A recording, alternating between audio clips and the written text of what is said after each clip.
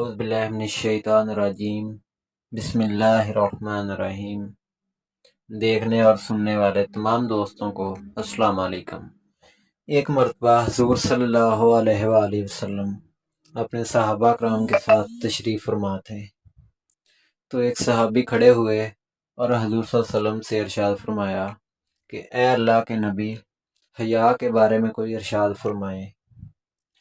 آپ صلی اللہ علیہ وآلہ وسلم نے ارشاد فرمایا، ایمان کی بہت سی شاخیں ہیں، جن میں سے ایک اہم شاخ شرم و حیا ہے۔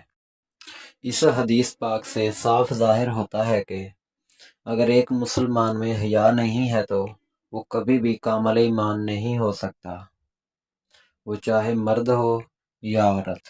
شرم و حیا مومن کی نشانیوں میں سے ایک نشانی ہے۔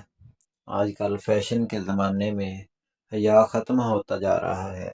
غیر محرم سے دوستی آج کل فیشن بن چکا ہے۔ ایک اور جگہ آپ صلی اللہ علیہ وسلم نے ارشاد فرمایا، قیامت کے دن جہنم میں عورتوں کی تعداد مردوں کے مقابلے میں زیادہ ہوگی۔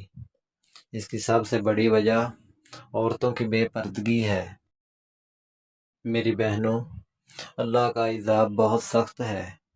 اگر پہاڑوں پر پڑے تو پہاڑ ریزہ ریزہ ہو جائیں، اگر سمندروں پر پڑے تو وہ سوکھ جائیں۔